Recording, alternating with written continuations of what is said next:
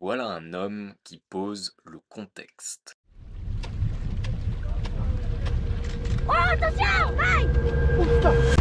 Certains disent que si tu es comblé ne serait-ce qu'un jour dans ta vie, alors cette vie en valait la peine. J'étais déjà dans une situation dans la guerre, devant un peloton d'exécution, au-dessus d'une tempête tropicale en mer ou à 8000 mètres sans oxygène. C'est du vécu. La nage, Fait le tour du monde en passant par les deux globes les sommets de l'Himalaya sans oxygène. et risquez votre vie en parcourant l'Arctique et l'Antarctique.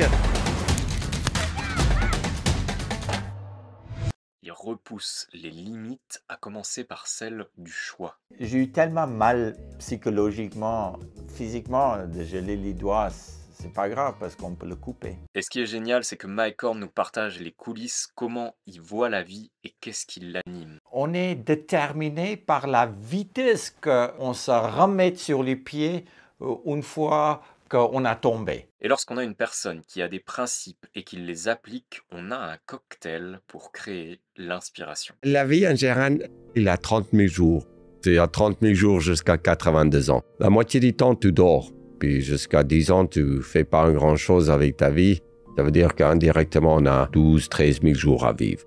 Ces 13 000 jours peuvent être très intéressants ou très chiantes, dépendant à ce qu'on choisit de faire. Les conférences, elles sont tellement truffées de conseils que toutes les 10 secondes, je cliquais sur pause pour t'en faire une sélection. Quand on a l'intention à l'intérieur de nous qui est, l'intérieur de nous qui est bien, si tu as une intention qui est mauvaise, il faut vraiment, il faut avoir des soucis comment tu vas atterrir. Si j'ai 5 à 10% de mes réponses avant de partir en expédition, je parte.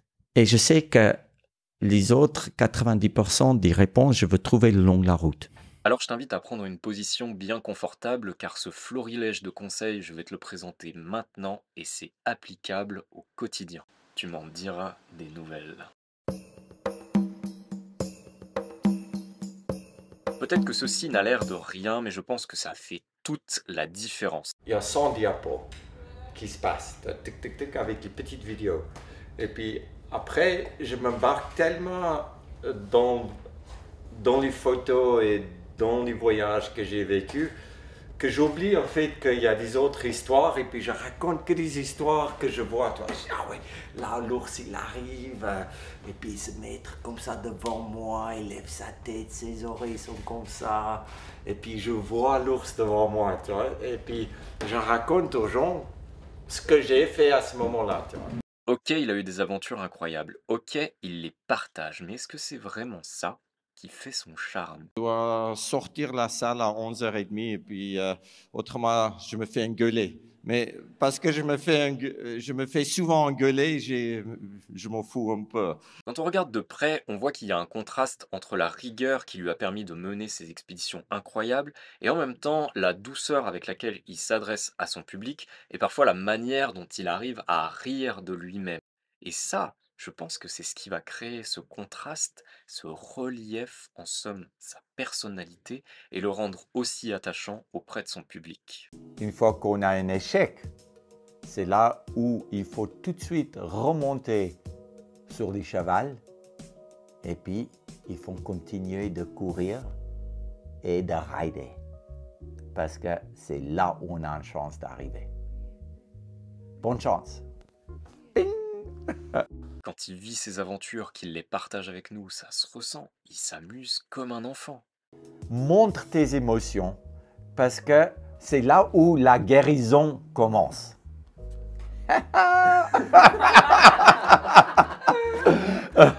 Et bien sûr, ça n'empêche pas d'être attaqué. Une des critiques que j'ai le plus souvent entendues, c'est qu'il abandonnait sa famille au profit de ses aventures en les laissant dans la peur et la souffrance. Je te donne la liberté de faire ce que tu aimes, mais tu dois tout faire pour rentrer vivant. Et puis, ça veut dire que c'est pas parce qu'on n'aime pas notre famille qu'on parte. C'est parce que la famille te donne la liberté. Et puis après, la responsabilité de la liberté, c'est de rentrer vivant. Et je comprends qu'on puisse se poser cette question. Tu vois le contexte, partir à l'aventure, ça voulait dire laisser sa famille. Mais sa femme a été suffisamment forte pour lui dire, écoute, je vois que c'est important pour toi, alors vis-le. Et je me demande, est-ce que ce serait pas ça le vrai amour? Être capable à un moment de dire, voilà, je vois que ceci, ça compte, alors fais-le, même si tu dois partir, même si tu dois t'éloigner de moi, je t'aime suffisamment pour t'autoriser ça. Je pense qu'un papa, c'est quelqu'un qui doit donner quelque chose à ses enfants qui est unique. Ça veut dire qu'Annika et Jessica sont toujours venus me voir sur les terrains. Ok. C'était eux qui me quittaient. C'est pas, ils sont venus pendant les vacances et quand on pensait que c'était important, on a même enlevé mes enfants, Annika et Jessica, de l'école pour venir me voir parce que on construisait notre famille. Et la construction de notre famille, c'était pas un papa qui va aller bosser et qui rentre le soir, peut-être quand l'enfant il dort déjà ou quand il est fatigué. C'était ma famille qui est venue voir leur papa au boulot. Ça veut dire qu'ils quittaient la Suisse et mes enfants étaient au fin fond de la jungle, au milieu de la Sibérie. À 10 et 11 ans, ils ont traversé l'île de Bylot qui était 500 kilomètres. Mais ne grillons pas les étapes. L'invitation de Mike Horn, c'est d'abord à se connaître soi. Confier quelque chose. Parfois, ça m'arrive de regarder l'âge des personnes qui m'inspirent et de me demander à leur âge ou quand j'aurai leur âge, est-ce que j'aurai leur niveau. Mais ça, c'est un leurre. Il ne faut pas penser que tu vas faire des choses demain. Parce que c'est-à-dire? tu dois vivre aujourd'hui. Ta vie est aujourd'hui, elle n'est pas demain. Ça veut dire que de vivre dans le futur à travers des choses qu'on n'a pas fait, compte pas. C'est une illusion.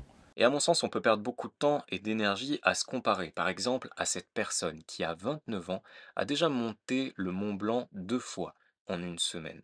Je crois que si tu commences à creuser la question, ce qui est vraiment intéressant là-dedans, c'est pas la comparaison, c'est juste de te demander, mais qu'est-ce qui résonne vraiment pour moi dans cette affaire? Et dans quelle mesure ça peut me renseigner sur moi-même, dans quelle mesure, en fait, ce qui résonne, je peux en faire une réalité. Mais justement, C'est tout ça que j'essaie de faire. exactement. Et moi, je suis pareil. Juste à l'extrême dans ce que je fais. Et toi, tu es dans ce que tu fais aussi un peu à cet extrême de retrouver les vraies valeurs qui font sens dans ta vie, qui te rendent unique. Peut-être que là, ça va simplement dévoiler un rêve, celui pour toi d'aller faire cette ascension, d'aller vivre une aventure que tu as envie de vivre depuis longtemps. Alors demande-toi simplement, mais qu'est-ce qui t'en empêche? Mais moi, la question que j'ai envie de te poser, c'est pourquoi tu pars explorer? Pourquoi tu vas là-bas? Qu'est-ce que tu vas chercher? Je pense que chacun de nous recherche la même chose dans la vie. Et puis, c'est tout simplement d'être heureux, de faire des choses qui nous excitent, qui ajoutent une valeur à notre vie. De quoi tu remplis ta vie? C'est ça qu'on devrait se demander chaque jour. Pourquoi? Parce que ça nous amène à la connaissance de nous, à la connaissance de nos valeurs et à mieux les servir.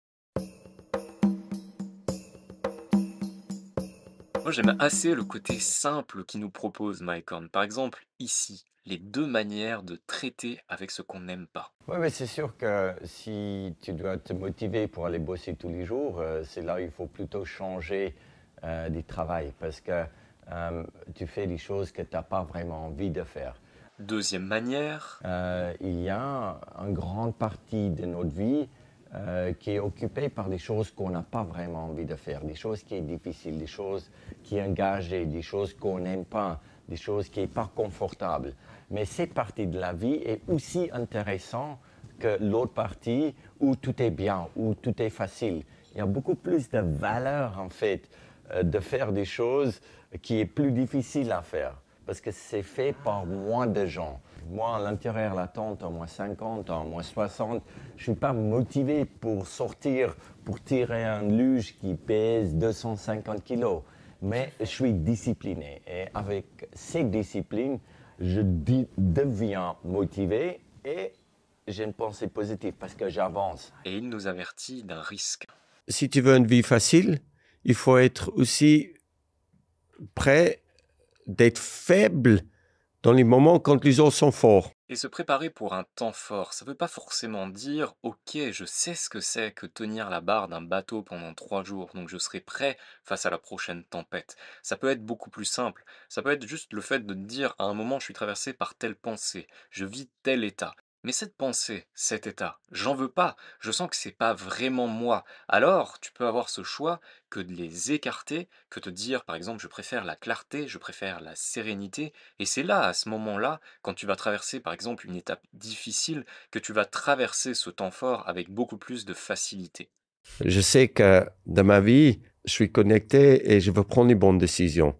Ça veut dire que je vis avec beaucoup plus de confiance dans ma vie. Il y a très peu de changements de direction de ma vie qui me basculent. Je vais te partager une anecdote. Il y a pas longtemps, un ami a perdu 2 semaines de travail. Il faisait un tableau et puis s'absentait 1 minute. Le tableau s'est cassé la binette, il s'est mélangé à de la peinture, à de l'eau. Le résultat était irrattrapable. La plupart des gens dans ce cas-là, qu'est-ce qu'elle va faire? Péter un plomb, se dire que c'est pas possible. Lui, qu'est-ce qu'il m'a dit? Il m'a dit: «C'est comme ça, je fais avec ce que j'ai». Est-ce que tu te rends compte de la liberté que ça implique? Que d'être capable à un moment de prendre ce recul? Et il a rajouté: «En fait, je ne vais pas trahir les minutes qui sont devant moi à ruminer. Je fais juste avec ce qui se passe là, maintenant». Moi, je trouve ça incroyable, en fait, cette capacité à se dire: «OK, ça sert à rien, par exemple, de me culpabiliser. Voilà la situation et donc je vais continuer». Écoute ce qui apporte la valeur et efface ce qui apporte pas la valeur. Parce que c'est comme ça qu'on avance dans la vie. Reparler de la créativité, eh bien tout ça, ça fonde un terrain propice à ce qu'elle s'affirme, alors voyons comment l'utiliser. On ne peut pas ne pas parler de ces moments où il y a des idées reçues qui sont beauté. Mycorn choisit d'être là, sans condition. J'ai essayé d'expliquer aux gens que je n'ai pas besoin de me motiver pour sortir la tente à -50. Je n'ai pas besoin de dormir pour 8 heures par jour pour récupérer. Je suis là parce que j'ai choisi d'être là. L'engagement est à 100%. Et parfois, il s'appuie sur des arguments forts, c'est-à-dire accepter que l'on fasse pas toujours ce que l'on a envie de faire. Et puis après, il faut avoir un peu de discipline dans la vie, de faire ce qui est difficile à faire. Et puis avec cette discipline qu'on peut appliquer chacun de nous de notre vie, c'est là où tu peux devenir motivé. Regarde comment ici, il peut donner une autre perspective à une idée que l'on avait déjà préconçue. La motivation, c'est trop court en duration.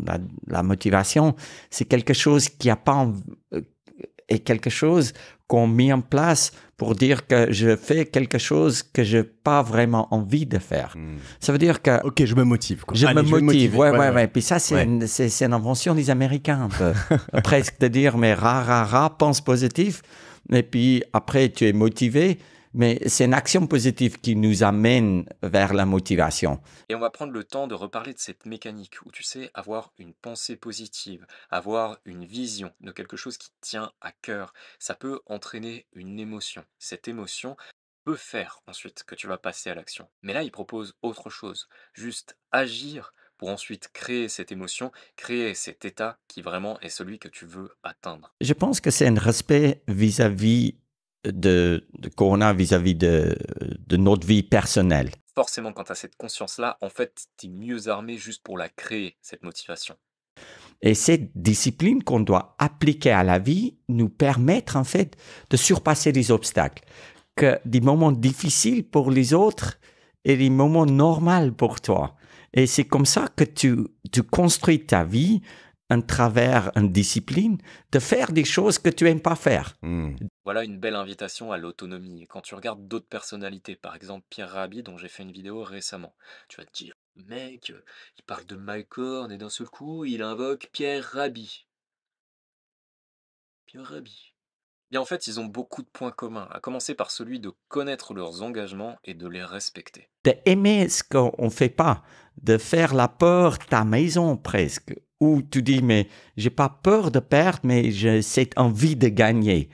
Et ça, c'est qu'un travers de la manière qu'on pense. C'est important de se souvenir que ces engagements, en fait, quand ils correspondent à tes valeurs, eh bien, c'est beaucoup plus facile de les respecter, c'est beaucoup plus facile de dépasser les difficultés. Alors, je t'invite à te poser cette question. Puisqu'ici, on cherche à rassembler les créateurs, à quoi servent tes créations? Et avec ce mot sert, en fait, j'entends quelle partie de toi Est-ce qu'elles honorent? Et qu'est-ce que c'est que cette envie de gagner? Ça peut simplement être la réponse à la question: qu'est-ce que tu veux ressentir dans la vie? Jamais de ma vie comme un explorateur, même dans les plus grandes galères, jamais je me demandais pourquoi je suis là. J'ai décidé d'y aller et cette liberté d'engagement, de faire quelque chose qui apporte la valeur personnellement à toi-même, c'est une récompense pour cet engagement. Alors ça devient plus facile quand un imprévu se présente de rester debout, de voir grand, de vibrer plus haut. Quand on pense que c'est impossible, c'est sûr que ça peut pas être possible. Mais quand je me donne une bonne chance de dire que c'est possible, déjà là, j'applique ces disciplines pour m'entraîner. J'applique ces disciplines de faire ce que j'ai pas envie de faire. Et là, tout d'un coup, tu vois, waouh, ça devient possible. Connaître, servir ses valeurs peut s'accompagner d'une notion, celle de progresser. Et quand on a eu un échec, c'est sûr que là, il faut le classer. Mais on ne doit pas le classer dans un classeur d'échecs, on doit le classer dans un classeur d'expérience. Et dès que c'est une expérience qui va nous aider d'arriver vers nos objectifs beaucoup plus tard, c'est vraiment là où on voit pas l'expérience où on n'a pas arrivé comme un échec, mais qu'on le voit comme un bonus, un positif qui va nous aider d'arriver vers notre prochain but. Important de rappeler quelque chose. Progresser, ça va vraiment prendre du sens, prendre une autre dimension si tu sais ce que tu vas chercher, si tu sais quelle valeur tu as envie de servir. Imaginons que là, tu décides de partir en voyage avec tes carnets parce que tu estimes que c'est une bonne manière de servir ta valeur de contemplation, ta valeur de liberté. Bien, si tu sais pas, par exemple, comment monter une tente ou comment allumer un feu, peut-être que ça fait partie des choses de base que tu peux apprendre auparavant. Tu vois, l'idée est simple, mais le résultat, en fait, il est là. C'est comment tu peux progresser pour arriver à atteindre ce que tu as envie d'atteindre. Parce que finalement, quel est le poids de tout le savoir du monde versus la connaissance de toi? Et puis, c'est justement quand on accepte que c'est pas qu'on est faible, qu'on doit écouter, mais qu'on peut enrichir et progresser, c'est là où tu n'as plus de problème. Alors je crois qu'il faut se sentir à l'aise avec le fait de se poser la question de qui est-ce qui là maintenant peut m'aider à prendre un raccourci pour acquérir des compétences et arriver à atteindre le but que j'ai envie d'atteindre. On va où, en fait, les informations sont les plus fraîches. Parce que c'est ok si on estime qu'en soi on a de la valeur, qu'on veut la faire croître, d'aller à un moment auprès des autres pour également en récupérer. Avec ça, de connaissances, je vais aller là. C'est comme monter un escalier. Et cet escalier, c'est toi qui dois le construire. Tu ne peux pas aller juste en haut sans escalier. En résumé, La construction de ta vie te donne comme une boîte d'outils. Et les plus d'outils que tu mets dans ta boîte d'outils, les plus de confiance tu as. Parce que tu as des ressources, tu as des vécus, tu as sorti de ta zone de confort. comment la difficulté peut permettre de se découvrir et devenir plus fort. La théorie c'est bien, mais à un moment il s'agirait de passer à la pratique et s'exposer à ce qui nous challenge. Juste dire que je vais dans l'eau froide, c'est d'habituer mon corps de faire quelque chose qui n'est pas agréable, de faire quelque chose qui a besoin d'une discipline, de rester dedans, parce que c'est un choix que tu as fait. Et dès que tu fais des choses comme ça, c'est là où ta vie devient beaucoup plus large. Et quand tu fais ta vie un tout petit peu plus large, tu es plus à l'aise dans les conditions différentes qui, des fois, est des conditions d'extrême pour quelqu'un qui n'a pas fait la même chose, mais qui est des conditions normales pour quelqu'un qui a fait. On va le répéter encore une fois, c'est important de voir la valeur que peut avoir un échec. John DiMartini, il le répète souvent, en fait, il y a 3 principes: se planter le plus possible, que ça ne soit pas fatal, et le faire le plus rapidement possible. Des fois, autour de moi, dans les moments difficiles, je crois juste qu'il y a des gens qui sont plus là, qui me regardent et qui me donnent leur force. Et puis, ils rigolent souvent parce que je fais plein d'erreurs. Et c'est justement à travers des erreurs qu'on apprend. Et voilà ce qu'on atteint: vivre en étant soi, pour soi. En fait, je disais à mon papa qu'après, quand ils sont partis, les jeunes joueurs, j'ai dit, mais je vais être comme lui, je vais être comme toi. Et puis là, ils disent, mais écoute, Mike, malheureusement, tu peux pas être moi. Et moi, j'étais un peu déçu parce que quand tu peux pas être comme ton idole, tu dis, mais waouh, je peux être qui alors?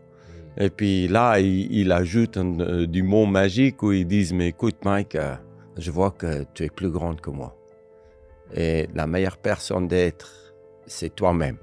Et quand tu es qui tu es, c'est là où tu vas vivre heureuse. Et oser passer à l'action, parce que c'est là que l'on applique, c'est là que l'on progresse et que l'on peut voir quelle est son évolution. Mais je peux faire 40 000 erreurs, mais je me lève tout de suite. J'assume mes responsabilités.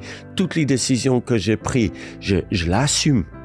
C'est moi qui ai fait l'erreur, je m'excuse. Mais là, maintenant, je sais que je vais devenir plus fort. Si tu fais jamais une erreur, si tu tombes pas, comment tu peux vraiment grandir? Parfois, pour dépasser nos challenges, on peut les mettre en perspective de ceux que d'autres ont vécu. Serpent qui était dans les arbres, qui vit entre la hauteur des têtes et du torseau là, j'ai mis mon main dans sa gueule. Et puis voilà, mordu. Maintenant, il faut que tu gères la situation. Là, on peut avoir une recette d'inspiration, tu pousses en direction de ton objectif, le reste, tu t'en fous, et finalement, derrière toi, il y a des personnes qui sont inspirées. Clé de ma vie qui était, je peux être qui je suis, je peux être grande, meilleure personne d'être, c'est toi-même. Et quand tu commences à inspirer des gens, c'est là où tu grandis. Et créer de l'inspiration, on n'y pense pas assez, mais c'est pas seulement à la destination des autres, ça peut être également créer de l'inspiration pour toi. Prenons l'exemple de la récurrence. Si tu décides de poster une vidéo YouTube tous les jours, cette inspiration, tu vas la ressentir à partir du moment où en fait, tu auras plus de difficultés, tu vas pouvoir, admettons, après avoir passé une semaine, réussir le 8e jour à nouveau poster cette vidéo. Et où, en somme, ça t'embêtera davantage de ne pas le faire plutôt que le faire. C'est là où tu vas vraiment ressentir que tu t'es auto-inspiré. Cette discipline le donne une rigueur. Cette discipline le donne une envie de plaisir en travers d'une discipline. Et autant être clair dès le départ, si à la fois tu crées de l'inspiration, d'un autre côté, tu t'exposes également à la critique. Mon papa qui était joueur de rugby a dit, mais Mike, c'est la vie, elle est comme une grande forêt. Hein. Tu as beaucoup d'arbres, tu as des grands arbres, tu as des petits arbres et tout ça. Et des fois, tu trouves des arbres qui ont des troncs énormes et ils vont plus haut que les autres. Et quand il y a des tempêtes, c'est les grands arbres qui ramassent des vents. Mais les grands arbres, avec leurs grands troncs, ils cassent pas. Et ils protègent les petits dans la forêt. Reposons les bases. Si tu crois en toi, tu démultiplies tes possibilités et tu te donnes davantage de chances d'atteindre ton objectif. C'est justement là où les gens commencent mal, en fait, toutes les challenges qu'ils approchent un peu par surprise. C'est qu'ils ne croient plus en eux-mêmes, ils ne croient plus dans leur capacité. Et là, tu deviens faible. Je voudrais te partager une théorie qui dit que si tu as un échec à la base, c'est qu'il y avait déjà un succès. Imaginons, tu as une rupture avec ton couple, à la base, tu avais déjà réussi à être en couple. Imaginons que ton entreprise fait faillite, ça veut dire qu'à la base, tu avais déjà réussi à créer une entreprise. C'est important aussi de voir le côté succès qui était en fait toujours là avant l'échec. C'est seulement celui-là qui essaye qui peut avoir un échec. Si tu n'essayes pas, c'est impossible d'avoir un échec parce que tu n'as rien foutu. Combien de fois on entend, mais ce type, c'est un extraterrestre, ce qu'il a fait, c'est exceptionnel. Personnellement, ça me fait flipper et j'ai toujours tendance à voir en fait une cachette derrière ce côté-là. Alors, je voudrais t'inviter à juste écouter parfois cette voix qui te dit « Hey, Mais si c'était possible? Moi, je suis pas quelqu'un qui est physiquement plus fort que quelqu'un d'autre. Je suis peut-être quelqu'un qui pense un peu différent que quelqu'un d'autre. La conviction radicale, ça commence par croire en soi, et c'est peut-être la chose la plus forte qu'une personne peut porter. Pourquoi? Parce que si elle est suffisamment solide, elle nous appartient et personne ne peut nous l'enlever. Je crois dans cette conviction. Quand tu es convaincu que tu peux vraiment faire quelque chose, même si ça n'a jamais été fait par avant, cette conviction te permet de faire des choses que tu n'aimes pas faire et que les autres commencent à croire en toi. Et cette possibilité du choix, elle est très profonde, elle peut t'aider à littéralement traverser des épreuves. Tu peux remarquer que dans la vie, certaines personnes ont subi des accidents, et que certaines, imaginons qui ont perdu un être cher, ont délibérément décidé de ne pas s'en remettre. Ça peut paraître dur comme ça, mais en fait, il y a quand même ce choix à l'origine qui peut te dire, ok, je décide de dépasser cette épreuve ou de rester dans le tourment. Après, ça ne veut pas dire que c'est pas utile parfois de se faire aider pour dépasser cette épreuve. Jamais tu dois accepter quand quelqu'un d'autre veut avoir une influence sur ta vie. En fait, dès que tu es motivé par une idée, c'est là où l'impossible, il n'existe plus, parce que tu as envie de faire quelque chose. Et puis, comme je dis toujours, en fait, si tes rêves, ils ne te font pas peur, qu'ils sont pas si grands. Il faut rêver grand. Et puis, il faut oser. Dans la vie, si tu n'oses pas, tu ne vas jamais savoir. Rendre les choses accessibles, se dire que ceci est faisable, c'est déjà planter une graine pour que ça puisse se réaliser. Et ça peut aller très loin, en fait, ça peut aller jusqu'à l'échelle du rêve et le rendre à un moment réalité. La manière qu'on pense dans la vie détermine les résultats de notre vie. C'est sûr que j'ai beaucoup de chance, mais la chance, il faut le provoquer. Et si tu crois que tu as le pouvoir, alors tu peux tout changer. Pourquoi on fait la pollution dans nos têtes en mettant des informations qui est complètement inutile? On pollue notre vie avec des choses qui ne sont pas importantes. Pourquoi on s'inquiète pour les autres si notre vie n'est pas bien? Pourquoi on critique les autres si, en fait, notre vie n'est pas à 100%? Quand on regarde notre vie, c'est là où on peut faire un changement. C'est là où on peut l'améliorer. Et souvent aujourd'hui, tout le monde qui me croise dit « Ah putain, tu as la vie facile ». Non, la vie est la même chose pour vous et que pour moi. Et est-ce que tu t'es déjà retrouvé dans cette situation? Dans la vie, on a trop souvent des options. Ça veut dire que si tu as option A au plan A, B, C, D, dès que tu arrives vers un problème, tu vas dire « Ah oui, c'est un problème, on va essayer maintenant option B ». Et tu recules de nouveau, tu changes la direction et tu essayes de trouver un plan B. Mais tu te retrouves devant le même obstacle. Imagine qu'il y a un mur. Tu dis « Ah ouais, plan B ne marche pas, maintenant il faut qu'on va essayer du plan C ». Et tu recules un peu, tu changes la direction et tu commences d'avancer et tu te retrouves devant les mêmes murs. Moi, j'enlève les options parce que la première décision, normalement, dans beaucoup de cas, était la bonne décision. Et quand je vois que je ne traverse pas cette mur, je n'essaye pas de marcher autour du mur. Je me prends en masse, un marteau-piqueur, et je commence à péter cette mur. Alors c'est là qu'un important changement peut advenir. Tu ne cherches pas toujours de faire quelque chose pour avoir une valeur pour toi, mais de partager une valeur. Et puis, une fois que tu vis comme ça, la vie devient beaucoup plus facile. La question n'est donc plus de se protéger, mais de se libérer, d'aller chercher cette option qui te tient vraiment à cœur, celle qui est importante pour toi, qui sert tes valeurs. Et comme Mike Horn le dit, si à un moment tu rencontres un mur, on prend le marteau et on y va. Et si toi, ton objectif c'est de vivre de tes créations, je t'invite à continuer à passer à l'action.